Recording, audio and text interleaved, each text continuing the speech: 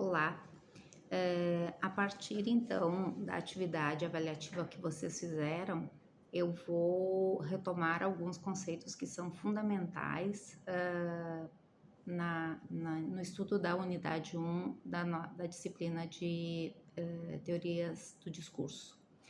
Então, o Bakhtin, que é um filósofo da linguagem, ele trouxe considerações muito importantes em relação à questão da enunciação, o entendimento que ele tinha sobre como é que se dá a constituição do sujeito, que é por meio da linguagem, numa realidade interacional, ou seja, ele sempre vai se dirigir a um outro, e esse outro é constitutivo também do sujeito, né?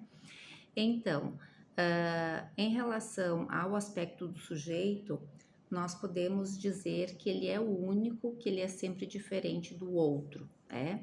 Por mais que o outro atue na constituição desse sujeito, ele vai ser sempre o único, né? O sujeito também se insere em um universo de valores diferentes, né? Justamente pelo fato de que a questão cultural, social, vai interferir na constituição, na formação deste sujeito. E ele é também social porque está inserido em uma superestrutura, numa organização social, econômica, política, e essas questões vão interferir diretamente na formação, na constituição desse sujeito. E também tem toda uma questão assim que sempre precisa ser levada em consideração nesse processo de constituição do sujeito, que tem a ver então com essa relação social e também com o fato de que o outro, né, ele é fundamental para que o sujeito se perceba enquanto um sujeito. Não podemos dizer que ele não é considerado único, né? Justamente pelo fato de que ele faz parte de uma superestrutura. Apesar de fazer parte de uma superestrutura, ele é único, é considerado único.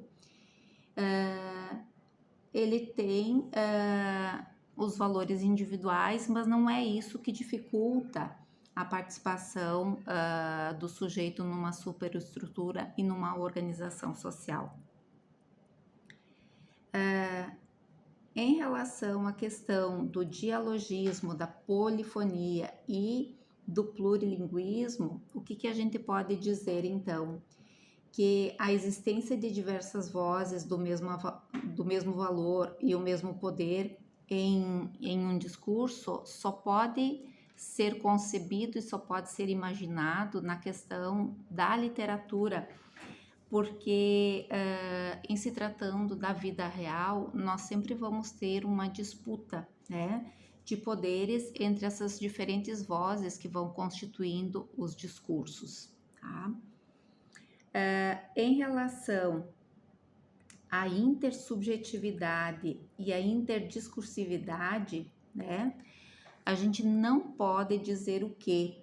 Que toda intertextualidade é interdiscursividade porque resulta da relação entre enunciados.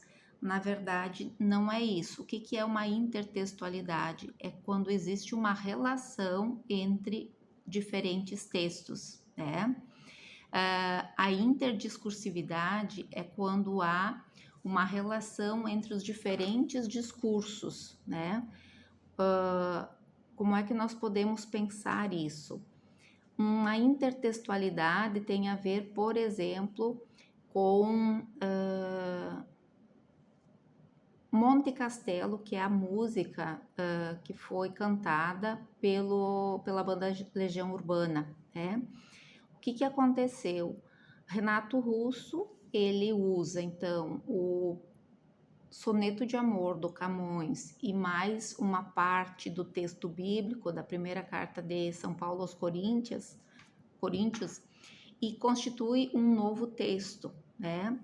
Aí nós percebemos a questão assim, ó, a gente consegue identificar o que vem de um texto e o que vem de outro. Então, tem uma relação intertextual, porque a gente consegue ver isso no texto do qual nós estamos falando, que é Monte Castelo.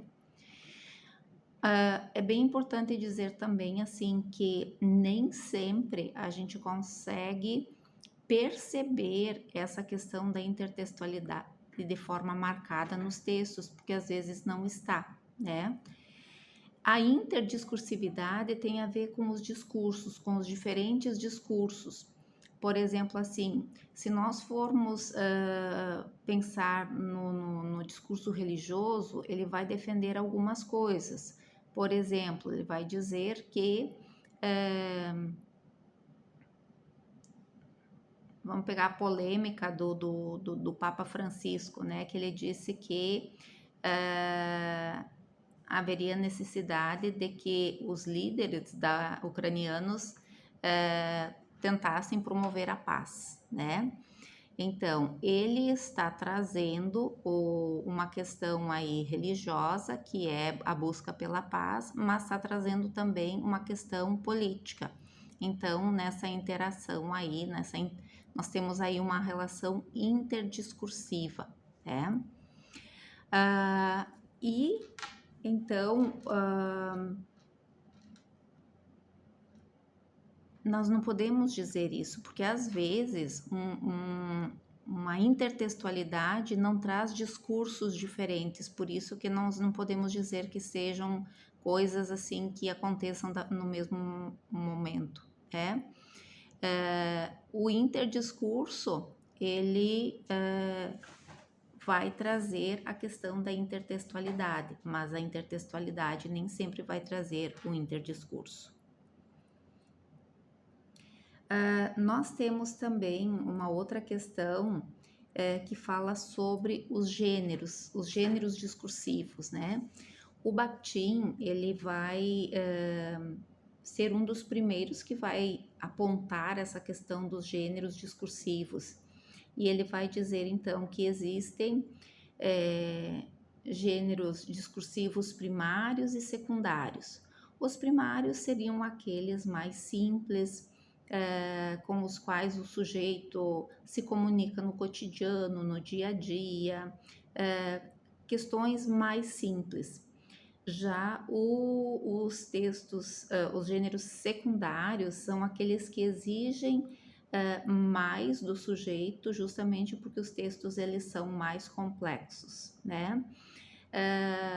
E aí, na escola, por exemplo, por mais que muitas vezes se traga e se estude os textos que compõem os gêneros primários, a especificidade da escola vai fazer com que se trabalhe com os textos dos gêneros secundários, justamente em função da complexidade envolvida, que é essa questão maior que a escola deve desenvolver.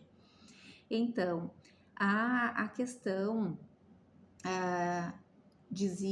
perguntava sobre o fato de que a comunicação seria impossível caso não dominássemos ou não existissem os gêneros do discurso. E é bem isso, o que o Bakhtin vai dizer, que os gêneros discursivos, eles possuem uma plasticidade e eles têm uma caracterização que nos permite fazer o uso de um determinado gênero em diferentes situações, e que se não existisse isso, nós teríamos que sempre estar aprendendo coisas novas, aprendendo um novo gênero e como nós teríamos que fazer para usá-lo, né? Por fim, então nós temos a questão de que o dialogismo pode ser entendido como um processo de interação, de diálogo entre diferentes discursos. E sobre isso, então, a gente vai dizer que há enunciados de processo comunicativo que não são dialógicos, isso não é verdade. Segundo Bakhtin, todos os enunciados eles são dialógicos, porque eles sempre vão trazer diferentes vozes, diferentes posicionamentos em relação a algumas questões. Depois, o discurso do outro está presente também no discurso de quem enuncia. É isso, porque em se tratando da questão do dialogismo, eu sempre vou dizer alguma coisa me baseando naquilo que outros já disseram, independente desses outros estarem presentes ou não.